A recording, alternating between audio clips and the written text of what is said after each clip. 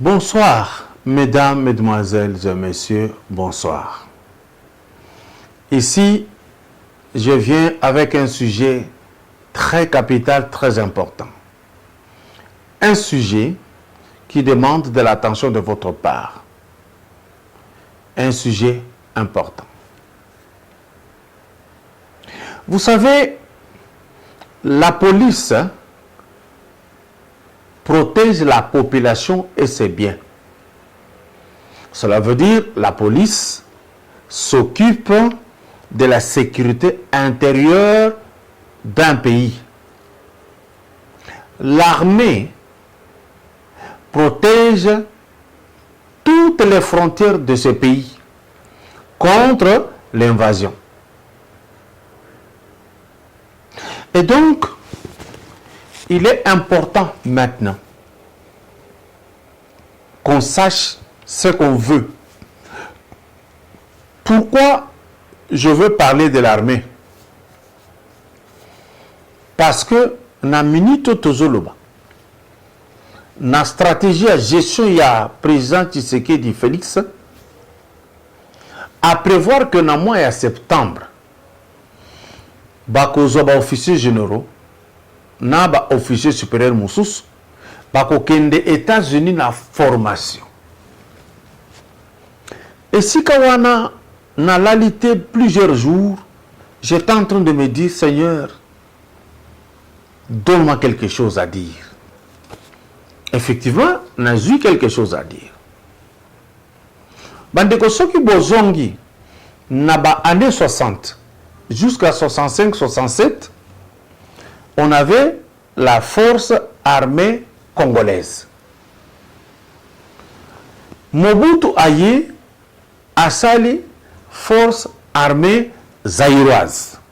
C'est toujours la même chose, Congo, Zaïre, tout simplement parce qu'il y a eu changement. Sauf que, ba armée Oyomi Bale, ezalaki armée nationale. À l'avènement de Musée Laurent Désiré Kabila, ti lelo boye bomona que bakomaka lisusu te FAC moneki FARDC nakamoka tango toyembelaka ngo nzembo que FARDC eloko ya makasi. J'avais compris que même les jeunes qui ont demandé bayembela FARDC nzembo bayeba quitter au fond que signifie FARDC. Est-ce qu'il faut normalement payer le col à Congo et en affaire d'essai? Bota la différence. Forces armées congolaises et ali Banamboka. Et alors Banamboka.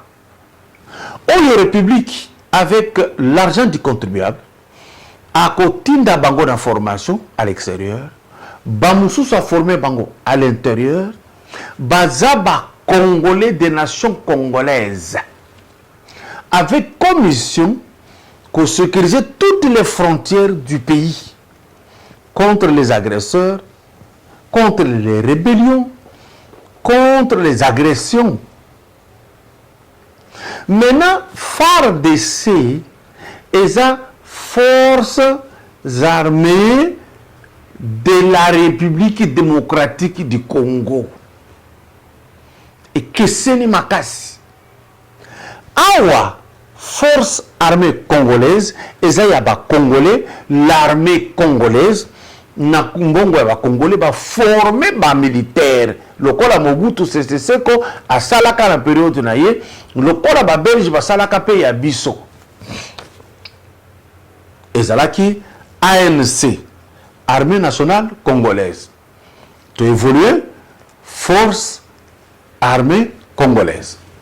Force armée zaïroise. Awa tokomina Force armée de la République démocratique du Congo. Différence yango. Na FARDC ezali eloko moko basangisi ba armée ebele. Donc ba groupe armé ebele basangisa. Et que senina FAC oyo ezali armée moko ya République démocratique du Congo. Nalingi na limbolango lisusu bien. FARDC ezali armée congolaise pure te. Nakati ba Tanzanie bazali. Nakati ba Burundi bazali. Nakati ba Rwanda bazali. Nakati batu tout bazaki na possibilité ya kozala awa. Nao basalaki ba guerre, ba Ugandais. Lokola mbemba yaki na ba Ugandais, les Ugandais bazana kati armée.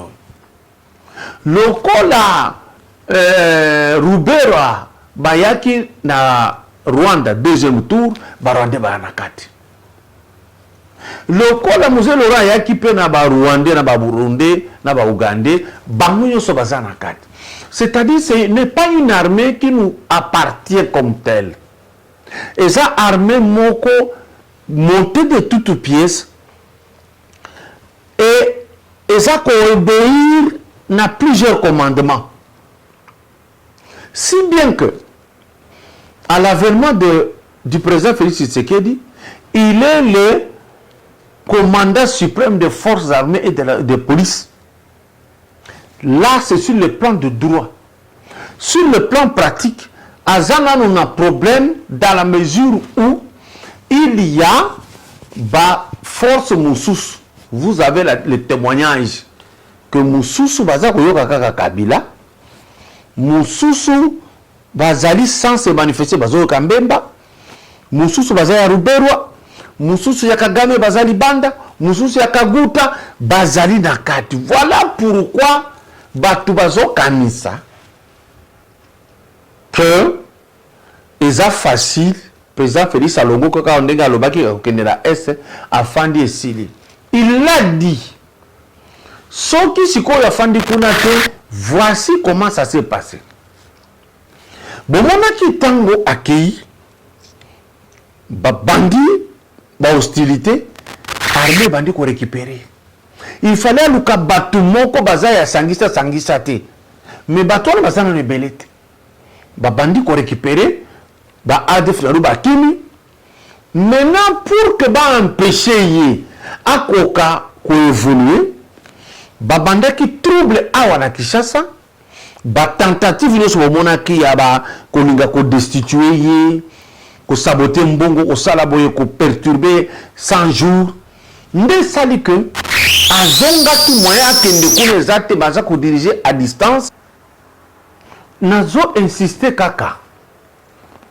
Ba oyo bakotinda mana Amérique na formation.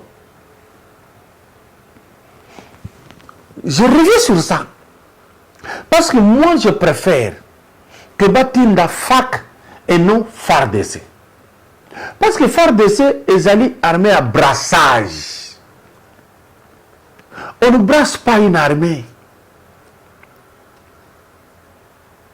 On monte une armée. Pour ceux qui te tindent kaka bateau et officiers supérieurs et généraux, il y a brassage. C'est-à-dire tous les ennemis qui nous ont infiltrés iront en formation. Après formation, on va compliquer les tâches. Pour moi, basa la premier recensement, avant recensement de la population mobimba, basa lango d'abord na armée. Pour savoir officier ba parane banane abota mawabi. Est-ce que ça congolais?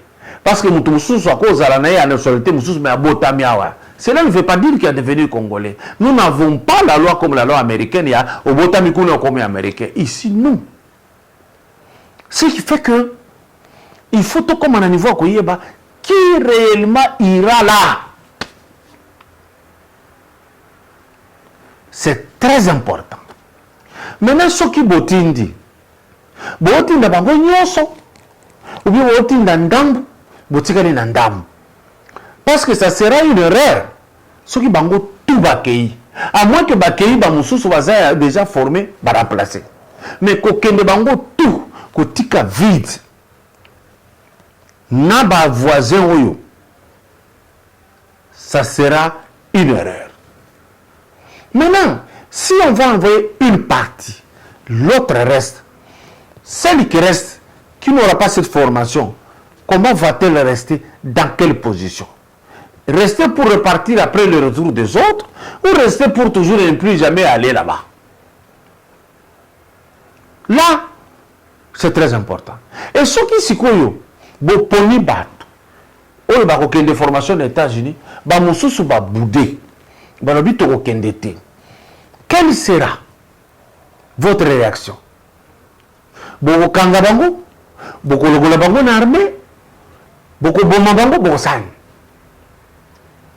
Ba question na, ezalaka elengi, qu'on se posait un élément de réponse au cas où situation en est yé. Écoute déjà que vous avez déjà pris des mesures et que voilà sornaï. Il ne faut pas attendre que et salemi de tobandi qu'on réfléchit ni to na batu ya boy. Là, je me suis fait comprendre peut-être. Bande konangai, quelle que soit la longueur de la nuit, la lumière apparaît. Moi, Kassange, le tout puissant de Kassa oriental, ba longoli nandaku, ba boaki biloko li banda. Akomi kolela lela état de droit yangoyo. Ndana lobi, hein? Avant peut-être à l'obaboy. A ben de film. Ata la temps nyonso ya sali na Mbujima comme gouverneur. Et loko oye elie, ya ele asala ki angote bato. Voilà pourquoi les sages disent le tout se paye ici-bas. Cette maison, c'est moi qui l'ai construite. Donc depuis 2013, j'habite ici et je n'ai jamais été en procès avec M. Moka. Jusqu'en 2018 où je vois certaines convocations, je suis allé et j'ai eu raison, même pas devant Moka, il est prétend brandir le nom de cet homme tout, mais j'ai toutes les décisions de justice à ma faveur, en me déguerpissant indignement. Munokoto azalaki kocha pona yé ezalaki yeme yazali. Batutu batanga yeme na minute oyo. Bana passe. Ainsi, je préfère que mon frère Moulang, ou le ministre de la Finance, ou Bazako Benga la justice, a qui n'a pas pété. Parce que Yémen a salé le côté. Peut-être les gens n'avaient pas fait attention lorsque le chef de l'État a l'Obaki que l'année 2020, année des actions.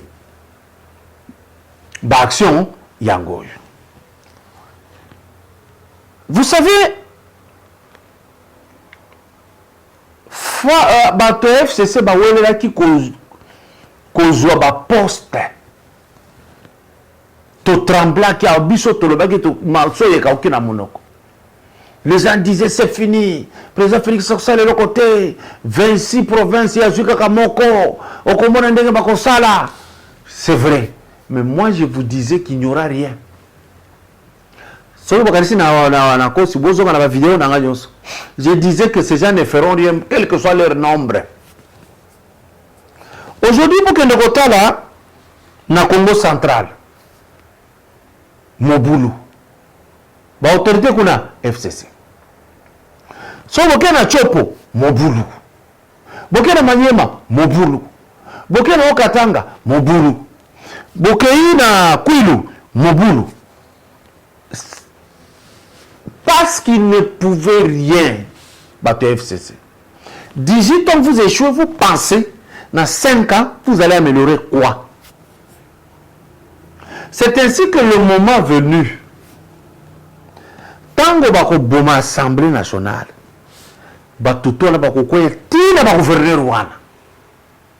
une nouvelle majorité va se dégager. Et quand ça va se dégager, ça va éjecter le frein qui est personnifié dans Moutou Songolo, point d'interrogation. Et la voie sera libre.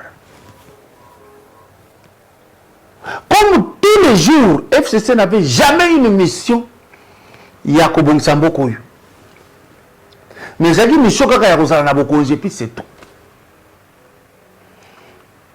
Après tous ces désordres, awa ba église zongi naza komito na siko na ba pasteur ya FCC. Lokola epa na bango réunion za la kaka to sala mabe po le président Félix a échoué. Nazo mituna ba côté ya nini na bandimi. Soki sikoyo ba lingi ba sala manifestation. To kasha lingi sala manifestation pour koboya façon ya FCC. Bango, ba côté na église, que beaucoup de marche était, ba osani. Parce que na église, c'est que ba pasteur, et zali na ba tebele ba parti politique ebele. Sauf que na niveau de temps on a ka kopesa ndambu raison na bato balobaka. Pasteur a la politique te. Na lobi ndambu parce que na lobaka ko kiko sala. Mais na ona zomona na Congo, pasteur a la politique te. Parce que risque ezali ya que boya ko sala ba mbongo plus. Bola ndatangwa teyaki le 29 juin il y a année oyo. Tout ce qu'il avait dit, est-ce que les catholiques tous qui écoutaient étaient de même avis en ce moment-là? Où sera la part du Christ dans un tel serment? C'est pour vous dire que tout ça là tout. Tout bongama sérieusement. Tout ça là erreur té. Parce que en conclusion, Rwandais, Belé, Bakenda, Canada, Bakenda, Danemark, Bakenda, Suède, Bakenda, États-Unis, na nationalité congolaise. Bakei, bazo formation comme des Congolais. Pendant que nous les Congolais te font des autokétés. Cela veut dire bazo ko pesa message ya que toke ko bongama to ya ko zwa mabele oyo. Tout cela pourquoi? Trop d'hospitalité tue l'hospitalité. D'où la formation bazo des États-Unis. To ka sonité. Mututu akoki ko kende te. To ça la très rassuré que celui-ci c'est un Congolais de père et de mère. Pourquoi j'insiste père et mère? Parce que tout ça n'a état beaucoup d'urgence. Urgence dans la mesure où nous sommes infiltrés à niveau tout. Tout ce qui va des mesures. Et c'est très important. Au finish, nous devons réfléchir. Ce qui est l'eau, bateau yo badouande bazo bonga makaka bazo a Congo yo bakangi yango. Ce qui au sala kana bango musala, ozo favoriser bango. Oza sûr que ce qui bakangi bakochika yo tranquille parce que yo zaki ko trahir population na yo. Non. Bakoloba qui trahit trahira. Bonsoir.